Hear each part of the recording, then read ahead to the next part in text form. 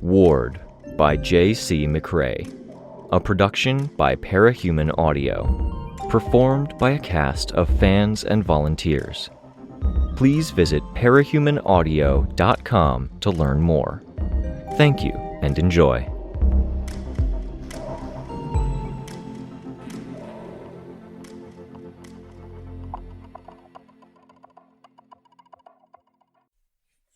Arc 14, Breaking, Chapter 4. Cue the damage control, theirs and ours. Theirs was the Warden's, a series of terse messages telling us to wait at a set location. I sent them messages and mentioned the texts from Shin, which got us a reply with only a repeated, "Wait there." Ours was an 11-year-old girl.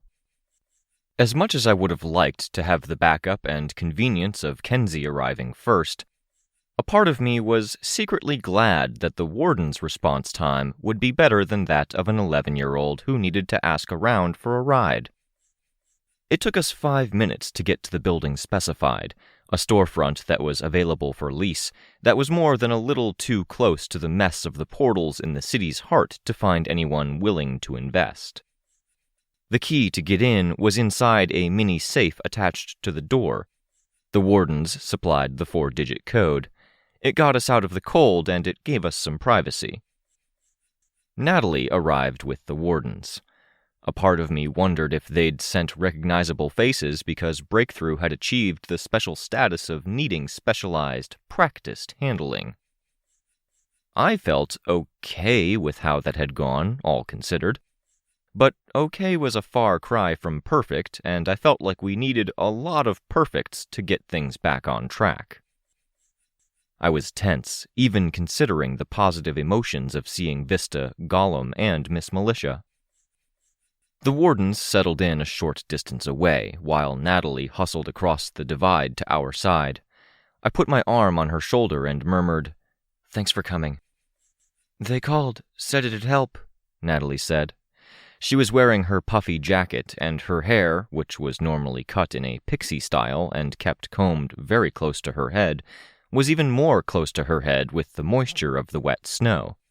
"Okay," I said, my eye turning toward Miss Militia. Vista had a heavy scarf draped over the parts of her costume with exposed skin, and wore what looked like a very thin jacket for the cold weather. The visor hid the details of her eyes, but showed light and shadow, and the heavy eyeliner was still a thing, apparently. Miss Militia wore her outfit in her red, white, and blue, form-fitting and color-swapped version of military fatigues, a flag scarf covering her lower face, and something between a hood and a scarf covering her head. When she pushed her hood back, snow fell to the plain, unadorned floor of the store. Gollum, I saw, had removed or hidden away the kind of silly-looking fans or fins that were part of his costume, a series of different common materials. Nice-looking armor that was obsidian black with hands and arms etched in it in a way that only showed in the right light. Each panel was trimmed in silver. He wore a serious-looking mask. Vista and Miss Militia wore armbands. Gollum had the emblem marked out on one bicep. "It's good to see you, Victoria," Miss Militia said. "Long time." "Long time," I said. "Wish it was under better circumstances." "I'm glad you're doing as well as you are," she told me. She turned her head. "You too, Tress." The comment to Tress sounded like it had come from further away. Ever since my run-in with Engel I wasn't even sure how to put it. I hadn't been at rock bottom, only for something to reach up from below and drag me further down. But I'd been reminded what that something reaching up had felt like, and that had shaken things loose. I'd remembered small details that had previously been hidden away under the cloak of altered memories, and slivers and fragments of those memories kept coming up to the surface. Now one loomed, like a threatening person in my peripheral vision. I ignored it. "Have you talked to the mayor?" Miss Militia asked. "No," I told her. "Should we?" "We tried, and her phone line is busy. We sent someone over to have a chat with her." She met my eyes.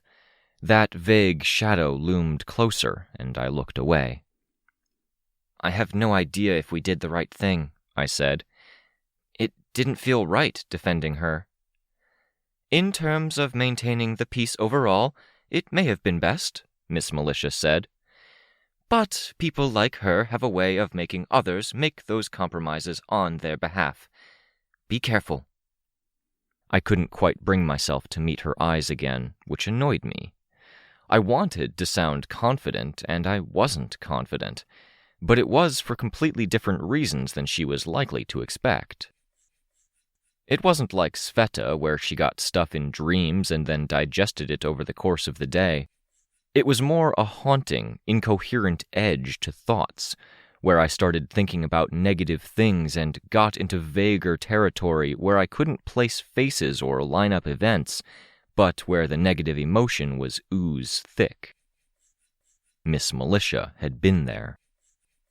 "Miss Militia was kind enough to explain things while we walked over," Natalie said. "I'm not sure what my role is in this. It's not criminal law, and criminal law has kind of ceased to apply to supervillains, as far as I can tell." "It applies," Gollum said. "But it applies in a narrow window between the threats and chronic offenders we have to take severe action against, and the moderate to minor offenders who get off with slaps on the wrist because the courts don't have the resources to process them." "But this isn't that," Natalie said. "You want me to be a secretary." "No, not a secretary. An ambassador," Miss Militia answered. To the rest of us, she explained. "Earth Shin was mentioned, and if we are dealing with Earth Shin, then we've found it helps to have non-parahumans as intermediaries. This is the world that Goddess ruled for several years. She divided it into fiefs and gave control of those fiefs to people with powers. A good number abused the power they had." "Abused how?" Sveta asked. "In just about any way you could imagine. They accepted the reintroduction of parahumans as purely passive, hands-off involvement with stipulations. The parahumans would keep to themselves, but they'd act to protect Shin in the event of any disasters or invasion. In exchange, they would be free to settle the Alleghenian Ridge." "I have no idea what that is," Rein said. "Landmass cutting diagonally through their Atlantic Ocean," Sveta said. "It allowed earlier settling of their North America." "They're spooked," Miss Militia said. "They saw video of your debate with Mr. Nieves, and they're very agitated by what was mentioned about your sister." That horrible feeling pressed in. "Is there a way you'd prefer me to refer to her? Her old Cape name? Her old name? Her name that she goes by when with her father?" "It doesn't matter," I said, "but thanks for the option." "Amelia Claire Levere negotiated the peace but neglected to mention any problems or issues in controlling her power. She was presented as a healer in good standing who played a role in averting the end of all worlds. Now they've heard other stories, they're asking questions. Your parents got in touch with you?" "Yeah," I said. "My dad did. He wants me to smooth things over, and he said there's a good amount of evidence that this could blow up. Ties back to the job you assigned us, keeping tabs on the anti-parahumans. You mentioned this, but text only conveys so much. It extends to Shin?" "To Shin and back. I only got so much info myself, but it sounds like certain factions in Shin are pretty angry at Capes, which is understandable. You don't tend to feel warm and fuzzy about people who take over your world." "Understandable," Miss Militia echoed. "But they're violent, and my dad thinks they're getting information and other stuff from us, and our more dangerous anti-parahuman types are getting resources and manpower from them." "How bad is this?" Tristan asked. Miss Militia answered. With mutual control over the portal and cooperation with 3 of the 5 major governments in Shin, we don't think there's been too much damage, exchange of weapons or manpower. There are strict rules about passage through. Vaccines, diet prior to passage through, allowed gifts, ID... Diet prior? Tristan asked. They don't want seeds or other contaminants from foreign worlds getting crapped out, taking root and becoming invasive, Sveta said. You go to the bathroom in a bag and bring the bag with you until you go home, or they can dispose of it in a careful way. Oh no, Tristan said. Please tell me this isn't a thing. Or you don't eat for a certain number of hours prior and flush your system, Miss Malicious said. Tristan said. He looked at me and I nodded. Best option is to keep your visits short, Vista said. Thank you for saying the first sane thing. Short visits are doable, Tristan said. Miss Militia looked over us as she talked. I talked it over with Warden leadership, and we're looking to bring Breakthrough over for a short duration stay. Vista, Gollum, and myself would be joining you. Natalie's presence will help temper their fears. To make apologies for my sister, I said, like we were just talking about people forcing us to compromise on their behalf. That's true, Miss Militia said. Right now, what I want are solutions. Not mitigating the damage, coping, making do, and just trying to get through today and reach tomorrow. I want lasting answers. We've got Teacher looking over our shoulders, and I'm still holding out hope that we can find a way to deal with him, because the constant meetings that go nowhere are wearing on everyone's sanity. But I also want to deal with the criminals. I want to deal with the other worlds. I want to get out ahead of what happened to Dauntless and to the Broken Triggers. Can you tell me that this is that? A permanent or long-term solution? My sister, I said. Nieves said she was still unbalanced. Cryptid kept secrets that have me pretty nervous about what he's up to now. They're surrounded by parahumans that they have some measure of control over. I want you to tell me that this situation isn't a fragile one, that if there's a fix today, it won't break tomorrow. I can't tell you that, Miss Militia said. She'd always been straight with us. I'd run into her a lot while patrolling, given our schedules. I'd run into her more when I was part of the wards for that brief span of time. I could only nod, absorbing that. Are you saying it is fragile? Sveta asked. Or... I don't know, Miss Militia said. I don't know how fragile or secure she is because I don't know her. I don't have a good read on Amelia Levere. I've been over there interacting with their leadership for months, but that hasn't extended to any interactions with Amelia. What about Cryptid? Rein asked. Some, very brief. I'm not saying I'll say no, or that I'll tell my team to say no, I said carefully. But if our actions here aren't going to fix things, is there a possibility we can look into other answers? Answers that don't leave this as a fragile mess to handle tomorrow? More long-term answers to my sister or Cryptid or anything else? I shifted my footing. The signal I was talking about, Teacher. The operation to infiltrate his base of operations. I didn't want Amy and the Shin situation hanging over our heads. You're thinking of the prison. I'm thinking of anything.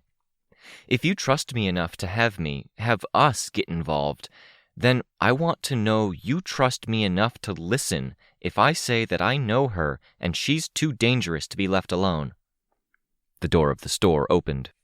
Ashley stepped away from our group to go greet Kenzie as she pulled her helmet off. Kenzie hugged her friend as soon as her arms were free. The wardens have been debating the subject ever since Goddess attacked the prison and Amelia Levere went to Shin. We've been on the fence, and depending on how this goes, we may find ourselves unilaterally on one side or the other. If you have an opinion on the matter, it will be taken under serious consideration. I nodded. Then I'm fine with this if my team is. I'm a little worried about you talking about permanent solutions for dealing with a sibling. Tristan spoke up from behind me, prompting me to turn around.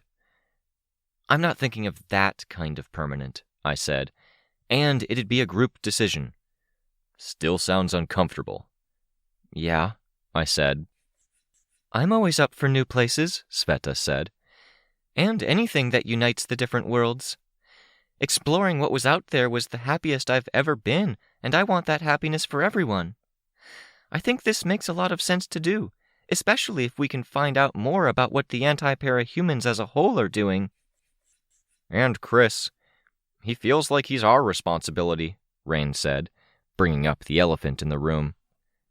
He's his own responsibility, Ashley said. But we should check on him, right? Kenzie asked, gripping Ashley's sleeve. Yeah. I agree we should get what info we can on the anti-para-humans, Tristan said. Deal with Victoria's family stuff, check on Cryptid. I'm just worried this is going to blow up. He blurred. Yeah, was Byron's contribution to things. Do you have other obligations? Miss Militia asked. I'm done my obligations for the day, Kenzie said. Found the kidnapped kid, told the authorities, gave them all the info, camera feeds showing where the crooks were and where the kid was. They let us in on the raid. Aiden didn't get to do much, and Darlene just hung back, but Candy messed up one guy so bad, I don't think the cops minded. Concerning, Byron said. It's fine. No other obligations, I told Miss Militia. I shifted my feet again. I saw her nod to herself. Have you had all your shots? She asked. Shots? Tristan asked. For going between worlds, I said. I got some while with the patrol. I got them when out with Weld, for all it mattered.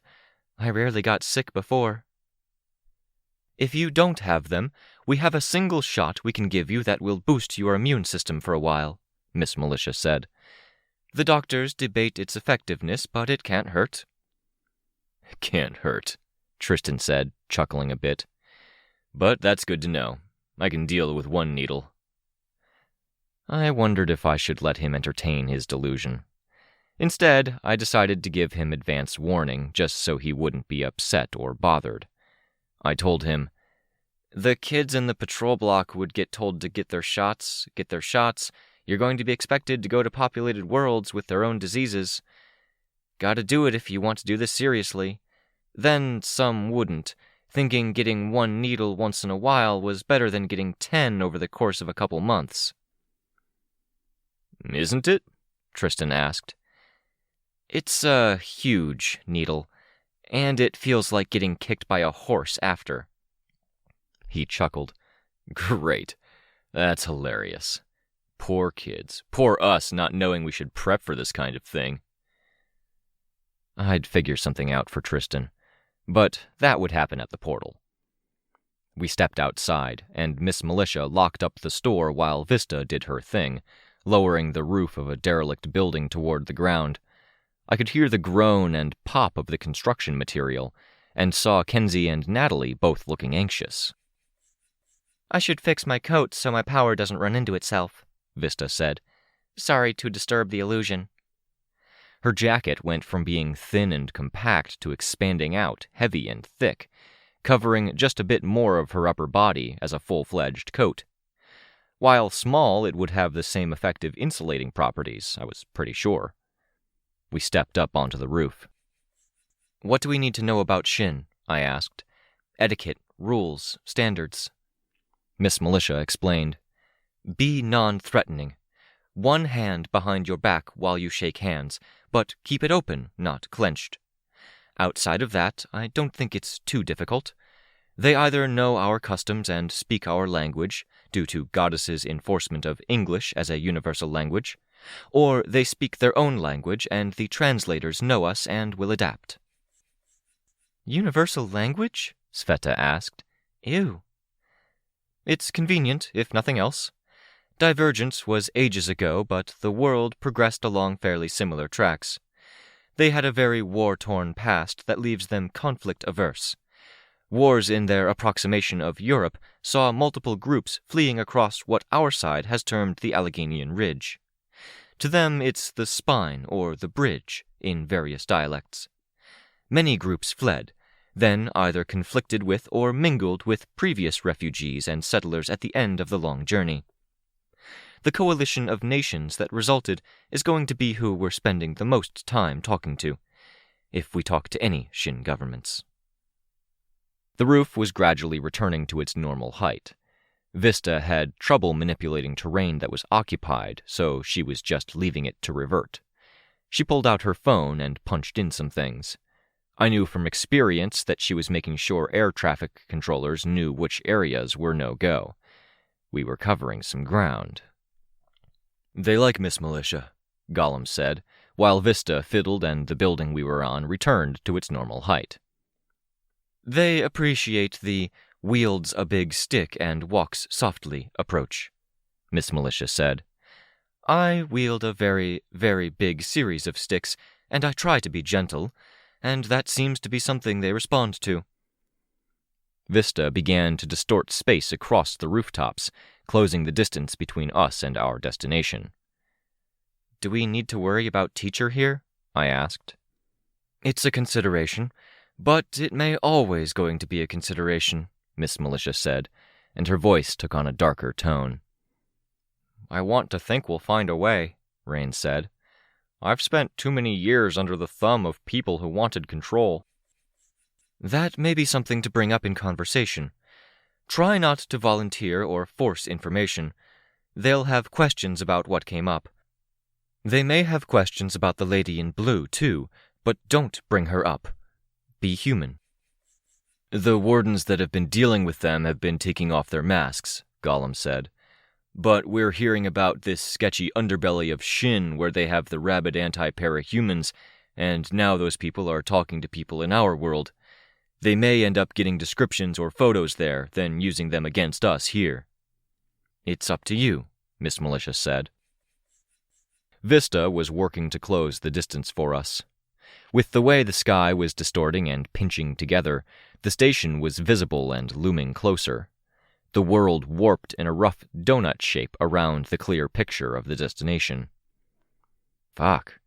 A part of me had hoped that there'd be a long train ride or car trip, that I could get my head sorted out and come to grips with what we were doing, that I'd be seeing Cryptid, my mom and dad, my sister, that I might be seeing Amy sick. Again, that sliver of a memory. Not anything coherent, but a vivid and complex tapestry of feelings without anything to map to. Like how Miss Militia staring into my eyes made me think of a scene where I was still in that abandoned house, partially covered with a sheet while the Protectorate tried to figure out what to do. Feeling vulnerable, wounded, scared, and hearing Amy's voice in the background. Thinking of seeing Amy sick and lost in her own head felt like its own similar thing, but I didn't want to dwell in that memory. At least the memory of Miss Militia could be excused away as her being compassionate in her own stoic way, meeting my eyes when my own mother couldn't. I wasn't ready for this, and we were being thrust headlong into it. I turned my thoughts elsewhere. Got to deal with the anti-parahumans so we can act against Teacher without things burning down in the meantime. Or this is their busy work while they procrastinate. I don't know. We've got a looming mission, and I don't feel like we're getting more ready for it. "I built your thing, Capricorn." Some eyes turned to Kenzie. "The camera that should show the hidden twin in real time." "Just like that," Byron said. "I thought it would be weeks or months." "It's kind of been weeks, but I didn't have the scans and stuff I needed to puzzle it out." "Yeah," Byron said. He paused, then added, "Thank you.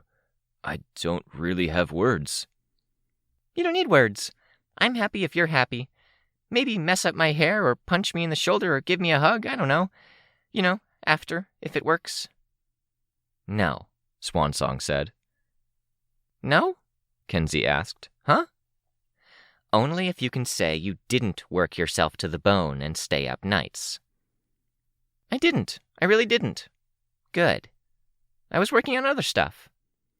Ashley grabbed Kenzie's ear, giving it a mock shake. Kenzie laughed, her head ducked down where I couldn't see any smile or lack thereof. Ashley was smiling a bit, which told me it was probably fine. I'm not much of a hugger, or a hair messer-upper, or an arm puncher, Byron said. It's okay, that's... Byron reached out with one arm to pull Kenzie against his side, giving her a bit of a squeeze. Her head bonked against Byron's armor. Thank you. Whether it works or not, I appreciate it. Yep. Not much of a hugger, huh? Vista asked. Special moments and people, I guess, he said. That's fair, Vista said. Kenzie bounced a bit with her excitement as Byron ended the hug. It didn't really take that much. It was something I did 80% of the work for a while ago while I was trying to figure out how to do it. Then I got info when Cahoot's power worked on the Capricorn brothers in a funny way, and I scanned the data from that. Not positive on the voice, but we'll try it out, yeah? Cahoot, I said. Like saying you're in cahoots with someone. It's Darlene. It was Chicken Little's idea. You need to stop letting them name things. I thought it was okay. And Darlene sorta likes it because Chicken Little came up with it. It doesn't suit her at all. But it really doesn't, Ashley added. Don't do that to the poor girl, Sveta said. But Cahoot makes me think of a guy, Gollum said. That's sexist, Kenzie said. And someone wearing those masks that were really common in the late 90s, where they were smiley faces or Cyrano masks or other wacky, leering faces for masks? Gollum said. Absolutely, I said. The Crowley Fallen wore those masks even after they fell out of style, Rein said. I could see it working, Gollum said, in a tone like he'd seen how upset Kenzie was and was trying to pacify. She responded positively to it. But no, not Cahoot. You have pictures of her on your phone. Show him, I told Kenzie. You keep track of what she has on her phone? Gollum asked. No, I'm betting she has pictures of everyone on her phone. Not everyone, Kenzie said, before pulling off a glove with her teeth so she could manipulate her phone. Her mouth obstructed. She muttered around the glove. Most people. She showed Gollum a picture of Darlene. Oh, no, absolutely not. She turned to Vista, who was already shaking her head. In vain, she turned to Miss Militia. A girl that pays that much attention to costume. These are everyday clothes. She likes the kind of fashion that's expensive and timeless, like pretty dresses you could see a girl wearing today or 20 or 30 or 50 years ago. Don't call her Cahoot, Miss Militia said. I can't think of a name less fitting. Other options were like hookup, right? That... No, Vista said. We already vetoed that. But Candy liked it and... Kenzie saw the heads shaking, the looks of disapproval. Intertwine? I'm guessing that's another Candy nickname, Tristan said. Yeah. No go? Syndicate? That came up. A little overdone and a lot villain-sounding, I said. I like that one, Ashley said. The landscape in front of us continued to pinch together, the donut getting bigger, but the picture got bigger too. Vista lowered us down through the picture of the destination to the street level, stretching things out so the ramp-like extension of the rooftop didn't get in the way of traffic. Cars still slowed, wary, and we hurried to cross so we wouldn't be interfering with their routes. Lookout pulled her helmet back on before we got too close to the people on the ground, putting us at the foot of the station. The station had American and other Gimel flags flying from poles along the left side. To the right were standards, flags that draped down, each with its own iconography, colors, and shapes at the end, whether it was two triangular tails or something rounded off. I'd actually seen some of the images on clothing, and I hadn't mentally connected to them being anything like flags. I'd figured it was from a game. Vista fixed her coat, compacting it and adjusting the fit while we filed indoors. The interior was red and black checkered floor, and elaborate wooden fixtures that looked much like a bank's setup, with people behind terminals. The place was desolate, with 10 staff members standing by and waiting for work while there was nobody in the terminal. They looked at us with interest and wariness. Everyone had a name tag, and the tags came in yellows and red.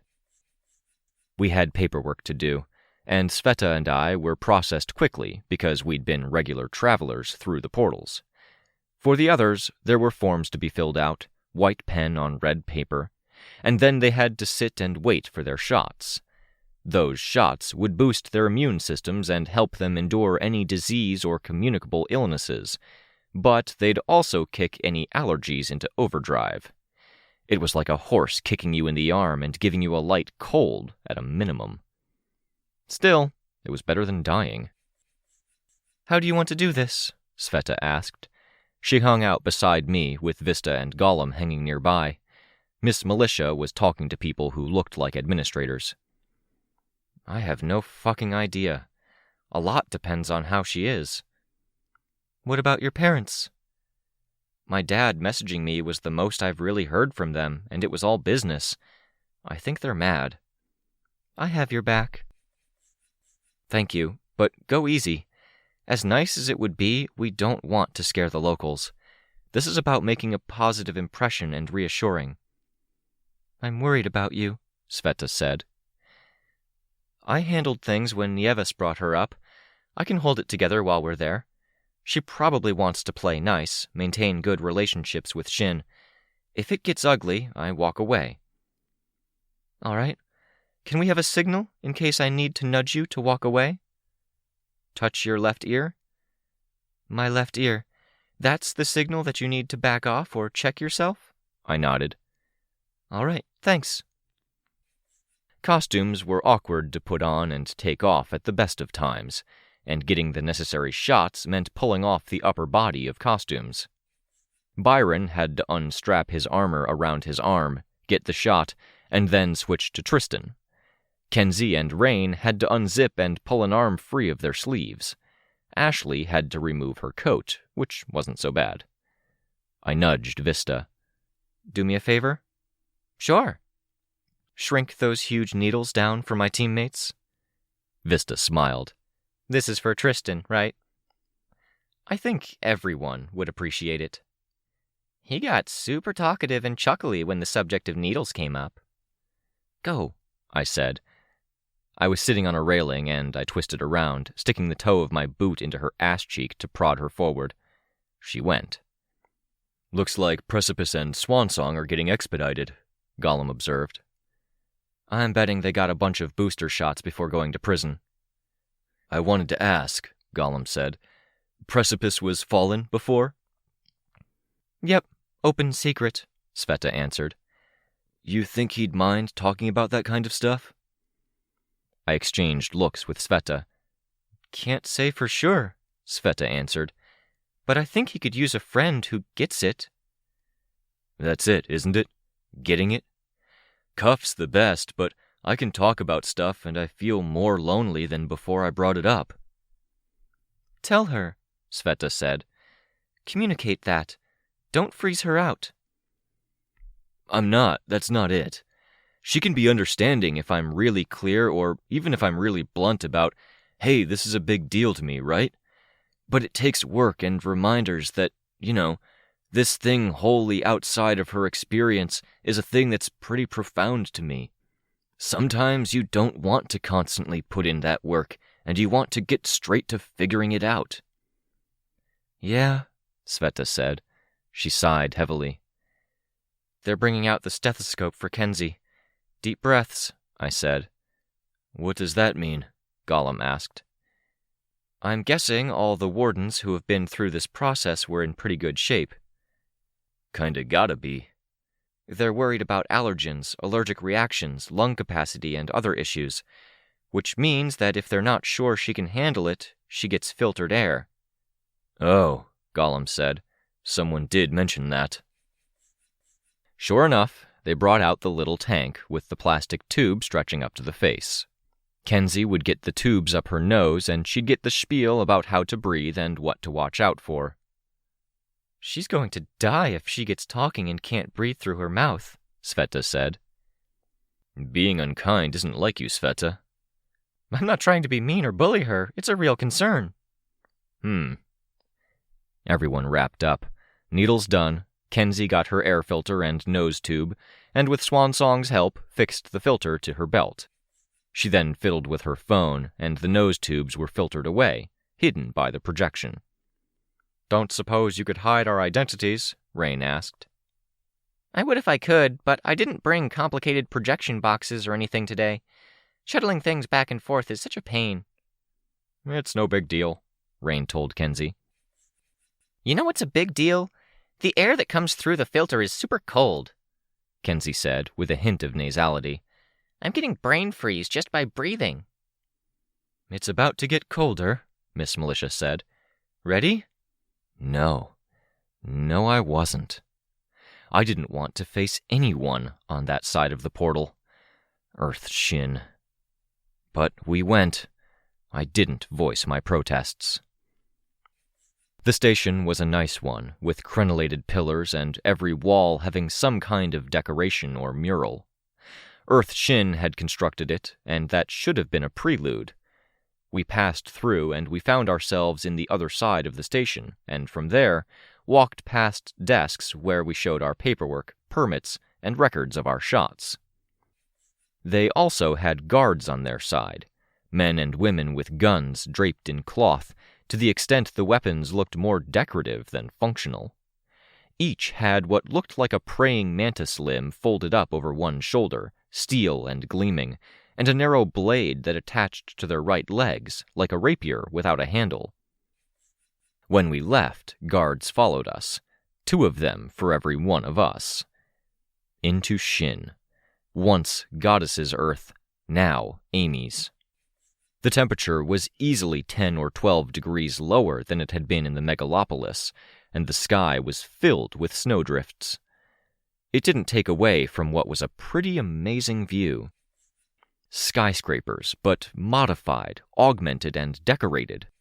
The warden's old headquarters had included a giant statue as part of it, but it was the norm here. A skyscraper with a castle built into one face of it. A tower was crowned with statuary of what might have been a hawk. Red was a dominant color. "How advanced are they?" Kenzie asked, her voice still nasal. "They lunged ahead of our Earth a long time ago, but they also had 2 near-extinction events that slowed them down. That's not counting Gold Morning. Let's walk and get out of the cold. The meeting hall is this way." It was only a few minutes of walking to get there. Vista didn't use her power. 5 standards hung over the entrance. When we entered, there were 5 groups. I saw the flicker of Miss Militia's weapon, going from sword to nebulous blur to the sword again. A signal? I hadn't expected warmth. I didn't get it, but I didn't get it to such a surprising degree that it left me a bit off guard. Yes, these were people who had been conquered by parahumans once, but they were also people who had invited us. The atmosphere was cold. 2 of the 5 groups had styles that resembled our own back in the megalopolis. Outfits that resembled suits with simple braids instead of ties, braids for belts, the ends left dangling. I liked it more than what we had back home. It was similar enough to home, though, that I had to wonder if Goddess had had any influence or any culture had leaked through. This world had been her plaything. The other 3 groups favored clothing that flowed more. I could see where a history rooted in some distant commonalities and practical sense had led to some things occurring over here that coincided with what we had back home. One of those 3 groups seemed to like clothes that made them look very boxy, with an almost straight line from armpit to ankle for tunic and pants. The other 2 wore clothes that wrapped around them. Miss Militia lowered her hood, which was the cue for those of us that had been wearing helmets and hoods in the blistering cold outside to remove our headgear to expose faces. I fixed my hood, draping the front portion around my shoulders, and checked over the others, making sure they were okay. When I looked up, I saw my mother, intact, leaning on my dad. They were in the company of Marquis and one of Marquis's underlings. Spruce, I was pretty sure. Following behind, my sister was in the company of Chris, who had done his best to grow up early and hadn't quite hit the mark. He was distorted, his torso stretched out, his arms stretched down, legs roughly the right proportions, but there was an uncanny issue in there, a rounding error in calculations, or the sum total not adding up to parts. His hair had grown in rather long, considering it hadn't been that long since he'd left, and he still slouched despite being tall. No transformation here, just riding the side effects of past transformations. He barely reacted as he saw us.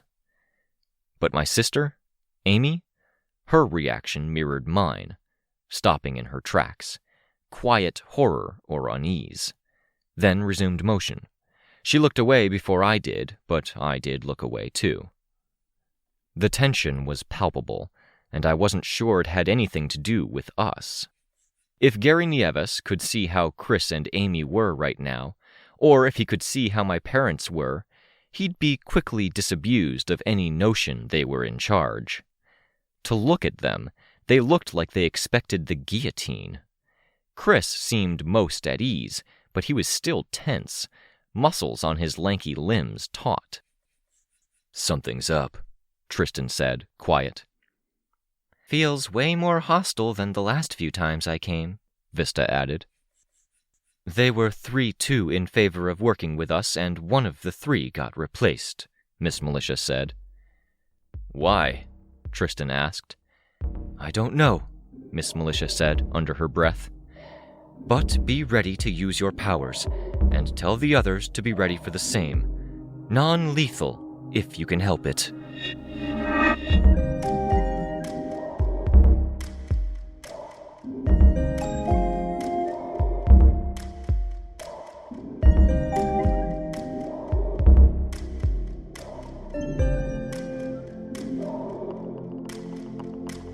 This was a production of Ward by Parahuman Audio. Ward and the Parahuman stories are written and owned by J.C. McCrae. You can find the original text and support the author at parahumans.net. For more of the Ward audiobook, as well as other community works, please visit parahumanaudio.com. Music for this chapter was by Evan Witt. Find out more at wittynotes.com. Editing by SamuraiBuko. Narration by Robert Rein Ramsay. Find more of their work at our website. Thank you for listening.